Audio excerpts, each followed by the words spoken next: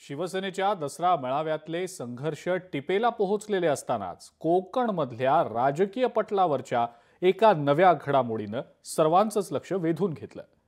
माजी आमदार राजन साळवी यांच्या नंतर आता आणखी एका माजी आमदारानं ठाकरेंच्या शिवसेनेची साथ सोडली आहे आणि ती सुद्धा दसऱ्याच्याच दिवशी।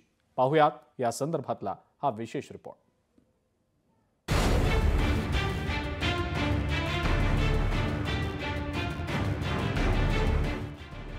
कोकणातल्या राजकारणाकरता शिंदेंना नवा पर्याय। ठाकरेंच्या शिवसेनेला कोकणात खिंडार। कोकणात शिवसेनेत नव्या राजकीय समीकरणांची बीज। कोकण आणि शिवसेना हे गेले वर्षानुवर्षापासूनचं समीकरण, पण शिवसेनेत फूट पडली आणि कोकणातल्या शिवसेनेच्या अभेद्य गडाला सुरुंग लागला। त्यात ठाकरेंच्या शिवसेनेला तुलनेनं अधिकच फटका बसलाय।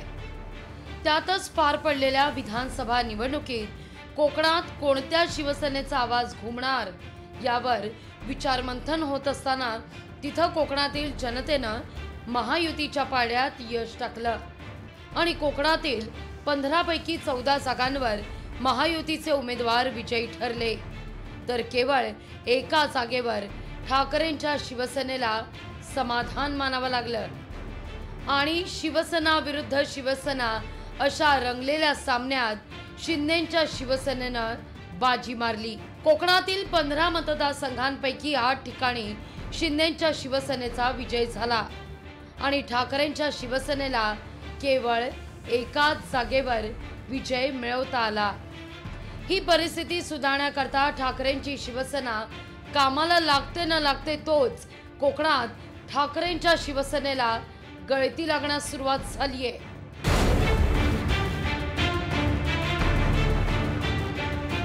रामदास कदम, उदय सामंत, दीपक केसरकर, सुभाष बने मूळची शिवसेनेची साथ सोडून शिंदेंच्या शिवसेनेत दाखल झाले।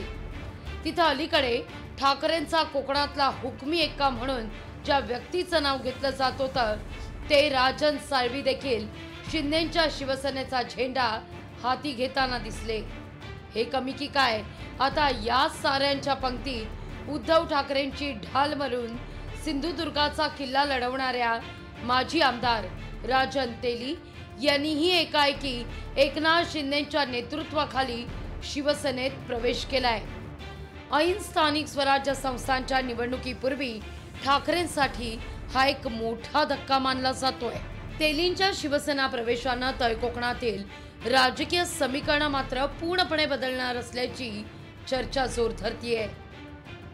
मुळात कोण आहेत राजन तेली, काय आहे त्यांची राजकीय ताकद हे जाणून घेऊया। राजन तेली हे कोकणच्या राजकारणातील एक असं नाव ज्यांनी अनेक पक्षांमध्ये आपली छाप सोडली आहे।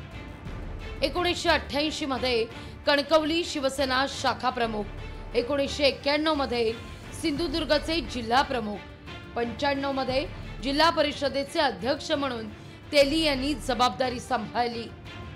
या काळात त्यांनी तळ कोकणात शिवसेनेची पायाभरणी केली। 1997 मध्ये कोकण सिंचन महामंडळाचे उपाध्यक्ष म्हणून देखील तेलींचं योगदान लक्षवेधी ठरलं। 2005 साली नारायण राणे यांच्यासोबत ते शिवसेनेतून बाहेर पडले आणि काँग्रेसमध्ये त्यांनी प्रवेश केला। हा निर्णय त्यांच्या करिअरमधला एक महत्त्वाचा टप्पा मानला जातो।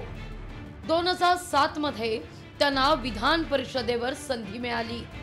त्यानंतर 2012 मध्ये सिंधुदुर्ग जिल्हा सहकारी बँकेचे अध्यक्ष म्हणून देखील त्यांची निवड झाली।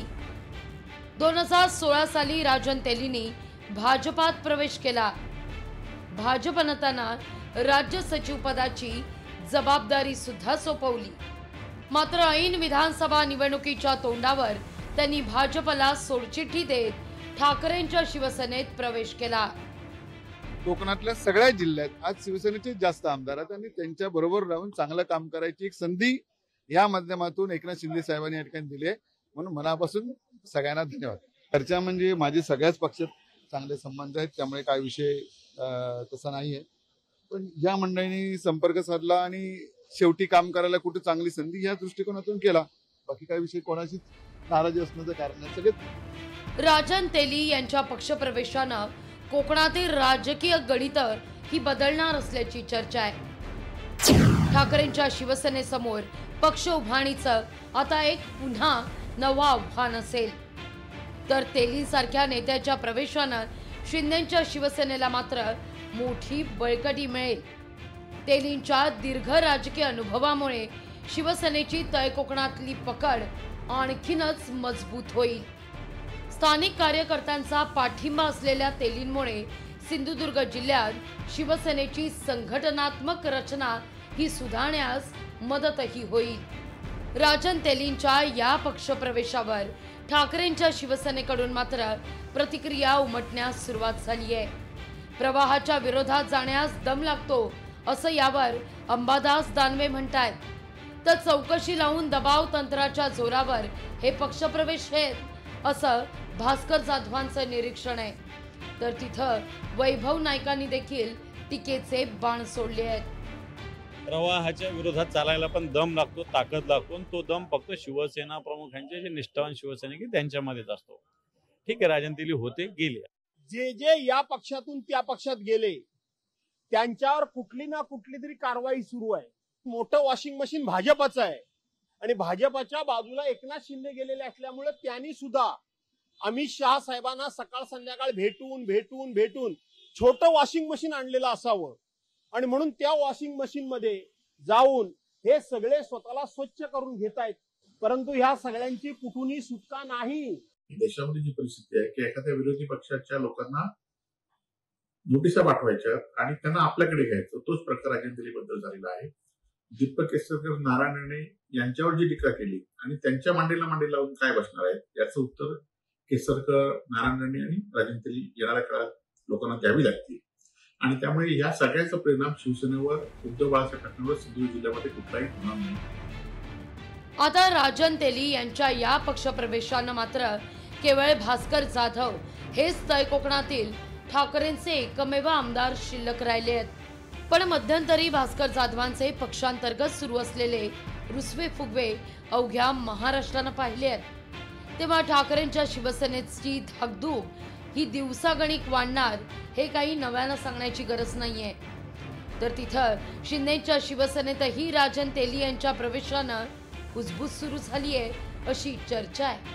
कारण दीपक केसरकर आणि राजन तेली यांच्यातला संघर्ष कोकणाला काही नवा नाही. 2014च्या विधानसभा निवडणुकीत भाजपकडून निवडणूक लढवलेल्या तेलींना शिवसेनेच्या दीपक केसरकर यांनी 41,000हून अधिक मतांच्या फरकानं पराभूत केलं. 2019च्या विधानसभा निवडणुकीत राजकीय समीकरणं मात्र बदलली आणि तेलींनी अपक्ष उभं राहत ही निवडणूक लढवली. अटीतटीच्या झालेल्या या लढतीत तेलींचा पराभव झाला असला तरी मात्र केसरकरांची आघाडी त्यांनी तिप्पटीनं कमी केली. त्यामुळे केसरकर विरोधक तेलींनी थेट शिवसेनेतच प्रवेश केल्यानं आगामी निवडणुकीत त्यांच्यातला संघर्ष पुन्हा उफावून येण्याची शक्यता वर्तवली जातीये. तर तिथं सिंधुदुर्ग जिल्हा बँक निवडणुकीवेळी नितेश राणे विरोधात राजन तेली असा थेट वादही पाहायला मिळालेला आहे. त्यामुळे आता महायुतीत राजन तेली दाखल होत असल्यानं आगामी काळात कोकणात महायुती आणि विशेषतः शिंदेच्या शिवसेनेत नांदा सौख्यबरे पाहायला मिळणार की आमने सामने हे येणारा काळच स्पष्ट करणार आहे. ब्युरो रिपोर्ट, लोकशाही मराठी, मुंबई.